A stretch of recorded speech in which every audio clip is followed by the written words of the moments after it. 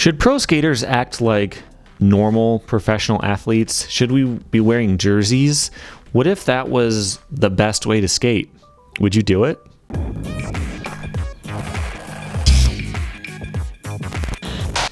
Welcome back to Rad Rat Video, a channel all about skateboarding and everything in the skateboarding world. I like to answer questions that you guys send in about skateboarding. I like to review skateboarding in various forms. And today I've got a few questions. The first one is from Ed G, who asks, got me thinking about, he says, I watched a few of your videos where you've talked about the way tricks look, and it got me thinking about how the way something is filmed can affect how it looks. I wondered if you could think of any examples of tricks that only look good from certain angles, or if there were any tricks that generally look awesome from most angles, but there's one angle that looks terrible.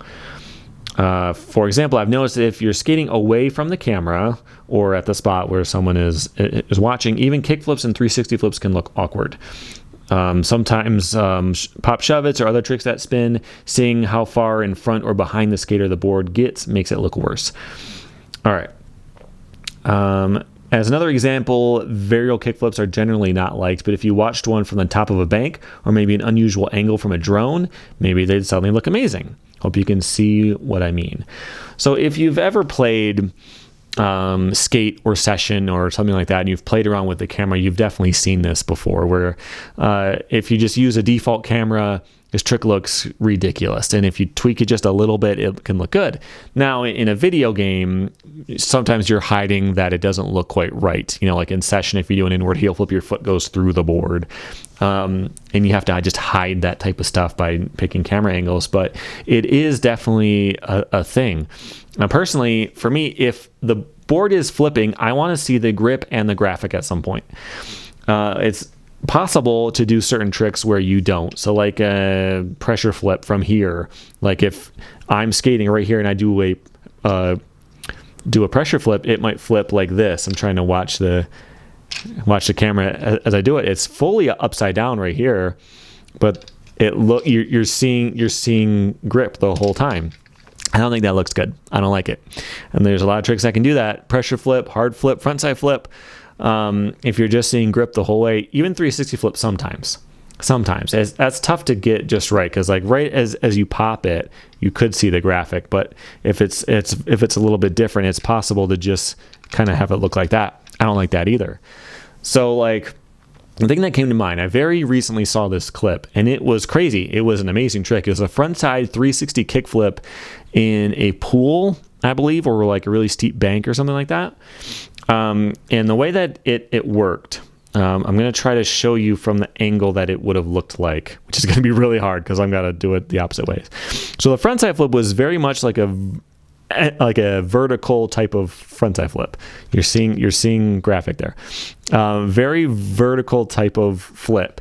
And then he landed and then spun around the last part. So it was like a frontside flip revert. And you didn't see, it looked like a frontside 1 foot. It didn't even look like it flipped from that particular camera angle. If it was different, it would have been obvious that it was flipping, but it just kind of looked like a front shove with a body varial right along with it, and then a revert. It was terrible. And considering how crazy the trick was and how hard it was and how impressive it would be, it sucks that it looked like that. So there's definitely stuff like that where if where it can just look weird, and it's possible to make a trick look too crazy. It was probably another 360 flip I saw, but it was kind of like you started to see some color from the graphic. It flipped a little bit too much, and you saw it again, and then he caught it and pulled it back. It looked like it flipped several times, and it didn't. It flipped once. It was just the way that he did it, and the camera angle kind of made it look a little bit extra crazy. So yeah, that's something that's definitely, if you've ever tried to film skateboarding, it's tough, and it can take a couple attempts to find a good angle, and you want to really scout out different spots, and like hopefully he doesn't land it immediately, because the first angle you pick might suck. So there is a lot of thought to be put into making skateboarding look good like that. The next question is from Nels. How many failed attempts at a trick do you watch? I can appreciate seeing the work that goes into a make, but I usually can't be bothered to watch every single bail included unless there's also commentary going over the thought process of landing the trick. I definitely agree with that. When I first started my Tricks and Tribulations series, there's a playlist here. I haven't done one in a while because of injuries, but I just showed every single attempt at the trick I was trying until I landed it. And the first one I did, there was a lot of complaints like, this is really boring. I tried to pick some cool background, like cut to the beat of the song that I found and all that. But it's not interesting to watch several minutes of just nothing but attempts, quick cut attempts, bail, attempt, bail, attempt, bail. And so if like later on in that series, I started to do a voiceover and explain what's going on in my head and what type of tweaks I'm doing to try differently this time and how this was close, but the reason I bailed it was this, and trying to talk through it a little bit. But that's kind of its own genre of clip. What I really like is when Thrasher does like the 15-minute version of a part where they show a couple of attempts just to give you an idea.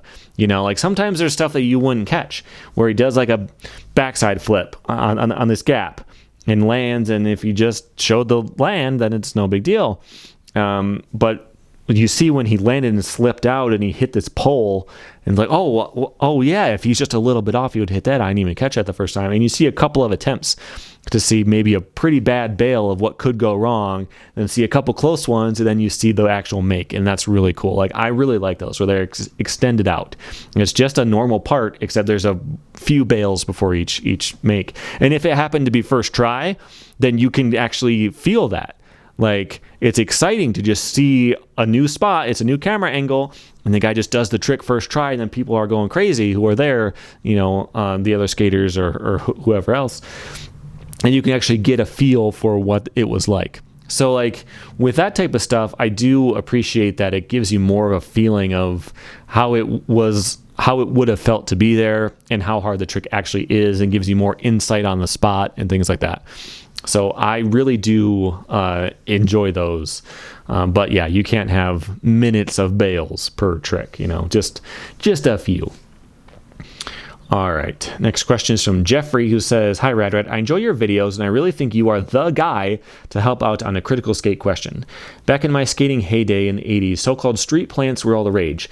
My sad plant was even passable, but Mike V takes the cake for sure. The only person I'm aware who did a real hand plant is the mighty Rodney Mullen, who I've seen in at least 2 YouTube videos roll into a proper street plant. This is definitely worthy of your investigation. Who else did a real roll-in street plants? Did anyone ever roll on into a curb street plant? What about an ollie to hand railing plant? We'll watch for your update. Thank you, Jeff." So I think what you're thinking of is a yo-yo plant done by Yo-Yo Schultz, which is just a straight up invert on flat. I'm going to try to find a nice clip for you here to see. I think that's the trick you're talking about, and it is invented by him and named after him. It was done by Rodney Mullen as well, but it was invented by him, and so he did them for decades. I bet he can still do it. I see a clip of him every now and then. It's been a while since I've caught up with that scene, but yeah, I think he's the one doing the thing you're thinking of. Then there is the ho-ho plant, which is like the full-on handstand. You're not grabbing the board at all. You're just doing a handstand. The board is on your feet. You can do a yo-yo into a ho-ho if you wanted to. And I have seen that before. I think that's the kind of stuff you're talking about. So if you would like to see more, that's the search terms for you. Look up that stuff and you will definitely find it. As far as doing it on a curb, I don't think I've ever seen that per se. Doing it on a rail, on like a handrail, I have seen, but not. I've seen it like popped up and then like kind of grabbed and do an invert on top of a handrail. Or like a flat handrail and then back down. I'm pretty sure I've seen that. I wouldn't know where to look to find that clip again, though. So hopefully that answered your question enough. All right. Next question is from Nathan. who says, just wanted to get your opinion on skateboard clothing during Street League and the Olympics. It seems that skateboarders are more interested in looking steezy rather than wearing clothing that will help them perform to the best of their ability during very competitive events. Nyjah seems to be the only one that takes his clothing choice seriously during these events. Everyone else is wearing jeans, oversized t-shirts. No other professional athlete wears clothes like this while competing. They all wear performance-enhancing gear. While skating in the street, you can wear what you like, but during competition, I think skateboarders need to start taking this aspect of the sport more seriously. And yes, I say sport because while competing, it is a sport. On the street, it can be classified as an art form. My wife and I watched the Tokyo Olympics, and she said to me regarding the skateboarders and their clothes, they look really immature, like they aren't taking it seriously. Do you think it's time for skateboarders to make the transition from rebellious street skaters to professional athletes? So as I teased last week, if you haven't seen that one, I got the opposite question, where shouldn't we stop being like perfect, corporate things and try to be more traditional, like skate and destroy type of skaters? And it was just the exact opposite point of view. And I think that that's kind of where the reason why you're not seeing this, because just from a strictly like stand back, not involved in skateboarding, just from an outsider's perspective, it does make sense. What you're saying makes perfect sense. Why would somebody performing at a sporting event of some kind not wear clothes that are designed to help him do that sport the best possible? So just like spitballing a concept here, what if there was a skateboarding jersey, and there were several made by Nike and all these different brands that make jerseys for other types of sports, and they had let's say long sleeves, and there's not like padding, but it's just a little bit thicker there. It's just a little bit nicer, and like it's more stretchy and you can move more freely. It's really light, so like it's you stay cooler the whole time you skate, and all that type of stuff. Same thing for your knees, just ever so slightly padded to help protect you slightly. It's made of a really like slick type of shirt type, so that if you hit the ground, it doesn't grab your shirt and yank and like rip and all that type of stuff. You can bail a little bit easier because you slide along the ground slightly. Stuff like that. If there was a jersey designed specifically for skateboarding that was carefully tested and designed to make skateboarding easier, would you wear it? And I think the vast majority of skateboarders would not. And, I talked about some of that in the last one of just like, skateboarders have always been more on the outside and doing their own thing and not caring about, what the man in society and all that thinks. So like to be an individual and to be a skateboarder who's out there, you skate for yourself, at least, until you go pro. You skate for yourself. You do the types of stuff you like to do at the spots you want to skate. You're trying to impress yourself by upping your standards and doing things that you wish you could do. To go from like a fully inside perspective of like, this is for me, this is my thing, this is what I want to do, and then you skate like you're in a team sport or dress like you're in a team sport, is just a big leap to make in your head. Although it makes sense, It's a really interesting point, because if it was like tested and proven to be better for skateboarding, you could ollie higher with these jersey pants on. I still think most people would not do it, just because you would look like you're not a true street skater. You are like the corporate guy. And it's a tough question. Because for some people, doing the best tricks, performing the best, being able to film the best tricks because you can move the best, that's the highest priority. For other people, being true to yourself and doing your own thing and treating it more like an art form is the most important thing. So how like if you film a part, and for the longest time this has been true, you can't have a clip from a skate park. Like you kind of see that now, but like a major brand, one of their top skaters puts out a part, you're not going to see a skate park in it for the most part. I'd imagine to be kind of similar with the clothing. Like, you're not going to see a major skate part where the guy has a jersey on. It's just not going to happen. Even if it's made for skateboarding, even if it's branded from the sponsor who's putting out the part, I don't think you would find skaters who would do that. Like, it wouldn't be considered like a legit clip, because a real street skateboarding clip is at a spot where you could most likely get kicked out of, and you have found a way to conquer this spot in a creative way, and you have performed some art there. You know, like you hopped a fence at this school and you did a kickflip back tail on this ledge.